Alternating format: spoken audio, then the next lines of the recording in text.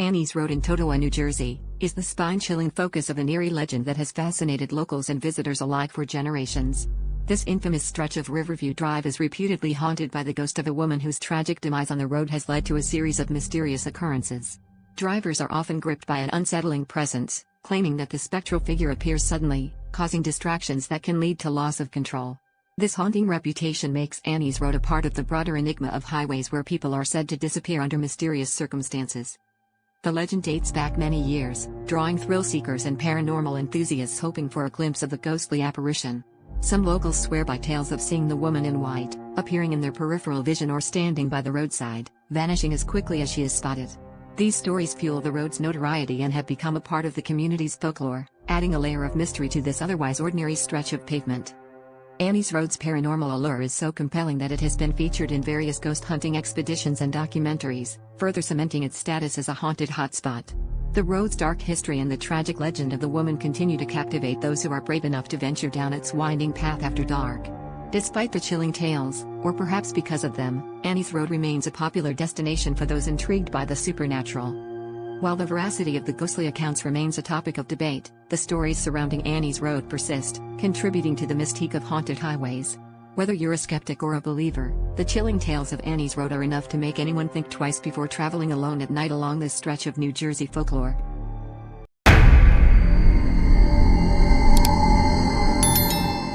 The mysterious echo haunted me as I lay in bed, feeling an inexplicable presence watching over me. Out of the silence, my own voice whispered a name I had never uttered before, sending a shiver down my spine. It was as if my voice was echoing back with a chilling intent, filling the room with an unsettling energy.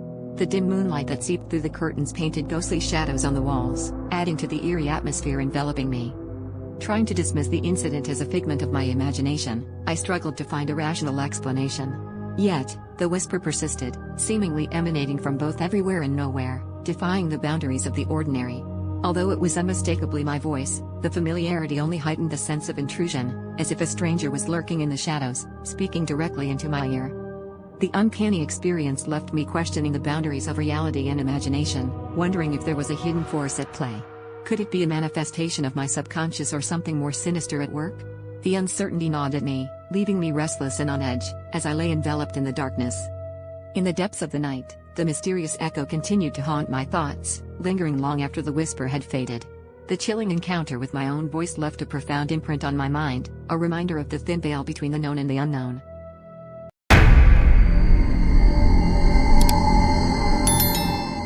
Clara's alarm clock roars to life at exactly 3:33 a.m. every single night, despite not even being plugged in. The first occurrence was an oddity she brushed off, but the nightly repetition soon became impossible to ignore. In an attempt to escape the bizarre phenomenon, Clara decides to change her surroundings, moving houses, replacing the clock, and even staying at a hotel. Yet, the relentless chime pursues her, unwavering and on time, haunting her across different locations. Determined to unravel the mystery, Clara is drawn one night by the sound into the depths of her basement. There, she discovers a peculiar doorway. Intrigued and slightly unnerved, Clara steps through, only to find herself standing in a room that's a perfect replica of her childhood bedroom. Every detail is painstakingly accurate, from the faded wallpaper to the well-worn toys scattered across the floor. As she stands in the room, the door slams shut behind her with a resonating finality. Panic grips her as she turns around, only to hear the alarm sound once more. This time, it's different. It's not just a noise but a trigger that transports her back in time. Suddenly, she's reliving the traumatic night her sister mysteriously vanished, an event that occurred at the very same, ominous hour of 3:33 a.m. Trapped within this surreal loop, Clara is forced to confront the haunting memory that has echoed through her life, tethered to the relentless alarm that refuses to let her forget.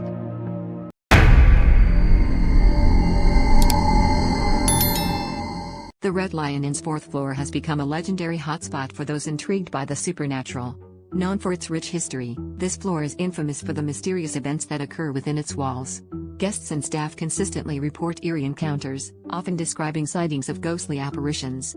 Among the most talked about spirits are a young girl whose laughter echoes eerily down the hallways and a man in a top hat who appears unexpectedly, adding an uncanny charm to this haunted setting.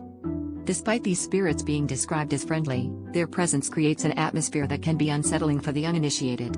The inn has become a beacon for paranormal enthusiasts, all eager to catch a glimpse of its spectral residents. Stories abound of lights flickering without cause and sudden cold drafts that send shivers down the spine of even the most skeptical visitors. The fourth floor's reputation has made it a must-visit for those daring enough to explore its haunted corridors. Yet, the floor remains somewhat off-limits to the faint-hearted. While some guests relish the thrill, others find the experience too intense, choosing to admire the inn's beauty from a distance. Staff members occasionally venture into these areas, often armed with tales of their own encounters, which only adds to the allure and mystery surrounding the Red Lion Inn. For those with a taste for the supernatural, the Red Lion Inn offers an enticing blend of history and mystery. The fourth floor's notoriety continues to draw curious souls, each hoping to witness the paranormal phenomena that have become part of the inn's unique charm. Whether you believe in ghosts or not, there's no denying that the stories from the Red Lion Inn's forbidden floor are as captivating as they are chilling.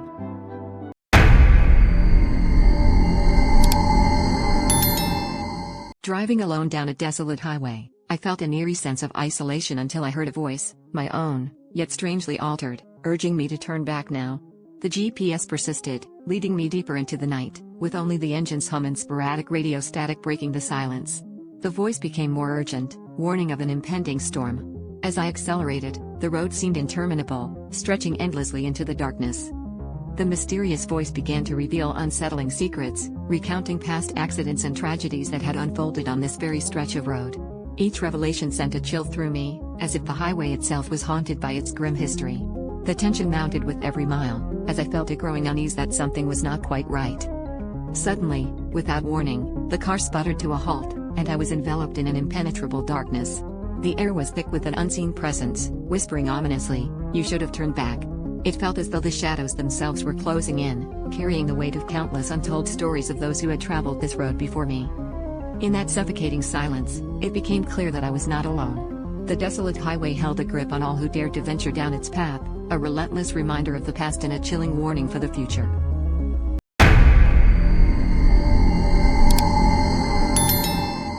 A renter stumbled upon a spine-chilling revelation about their prospective new home. This wasn't just any ordinary house, it was the site of a tragic death, with the spirit of the deceased refusing to move on.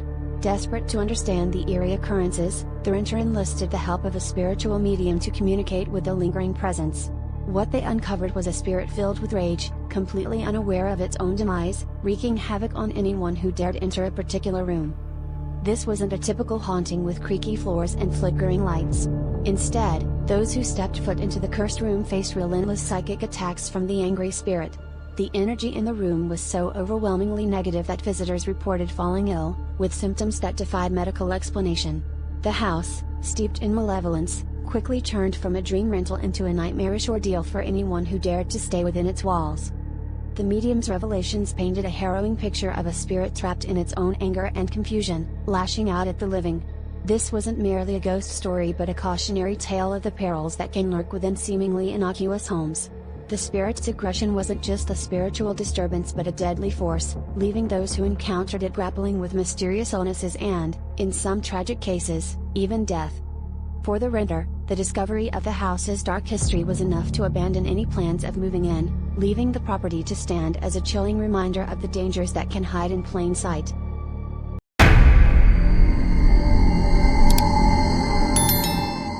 A YouTube creator recently shared an unsettling encounter with a supposed cult at an abandoned, haunted school, instantly capturing the curiosity of viewers. This modern-day ghost story takes place in a desolate educational facility, long rumored to be haunted, setting the perfect stage for an eerie experience. The creator's journey begins with an innocent exploration of the location, a common practice for urban explorers and thrill-seekers alike, who are drawn to the mysterious allure of such places. As the creator navigates the dilapidated halls, the atmosphere grows increasingly tense.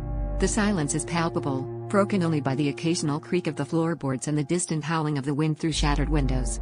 Just when the exploration seems like another routine visit to a forgotten relic of the past, the adventurer stumbles upon an unexpected sight, a group of individuals gathered in a dimly lit room, engaged in what appears to be a ritualistic ceremony. The presence of this mysterious group transforms the exploration into a spine-chilling encounter. The creator observes from the shadows, trying to make sense of the cryptic activities unfolding before their eyes. The figures are cloaked in darkness, their faces obscured, chanting in unison, amplifying the sense of unease and raising countless questions. What is this group doing here? Are they aware of the school's haunted reputation, or is there a more sinister purpose behind their gathering? As the encounter concludes, the creator retreats, leaving viewers with lingering questions and a heightened sense of intrigue. This personal account, while not a widespread news event, taps into the fascination with the unknown and the thrill of uncovering hidden secrets in the most unexpected places.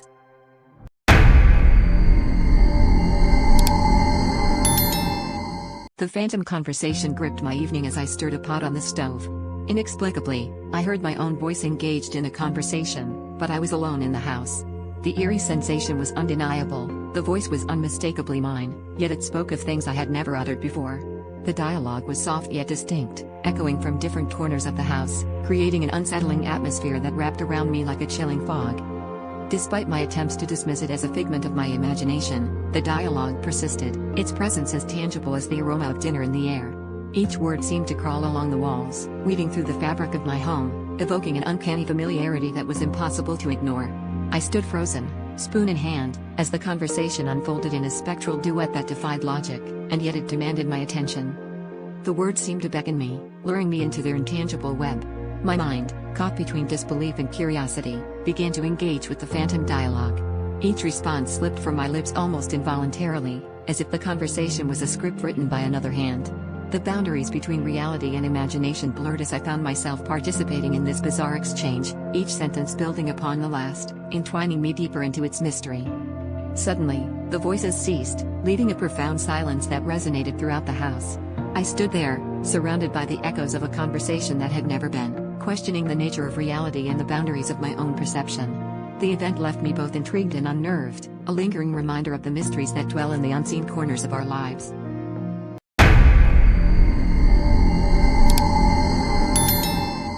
The hooded figure in the rain captured the imagination and fears of children at a local foster home. After a heavy downpour, tales began to swirl about a mysterious woman draped in a long black cape, complete with a peaked hood, silently roaming the halls. Her presence was unsettling, moving with an eerie grace and peering into rooms as if on a haunting mission. The children, already stirred by the storm's aftermath, found themselves drawn into the chilling enigma of her silent search. One particularly eerie encounter involved a young girl who claimed the hooded figure approached her. With a gaze that felt both penetrating and otherworldly, the woman allegedly studied the girl's face before disappearing into the shadows. Such an intense experience left the children whispering among themselves, piecing together stories and trying to make sense of the apparition's intentions. Was she looking for someone specific, or was there a deeper, more supernatural purpose behind her silent wandering? In the absence of a clear explanation, the legend of La Llorona quickly took hold. Known in folklore as the weeping woman eternally searching for her lost daughters, the children latched onto this story to rationalize the unsettling presence. Each creak of the floorboards and each shadow cast by the dim lights became a potential sign of her return. The foster home, usually a refuge from the world outside, now carried an air of mystery and unease, as if the boundaries between reality and legend had blurred. As the days passed, the tale of La Llorona's appearance in the foster home spread beyond its walls, igniting curiosity and fear in equal measure.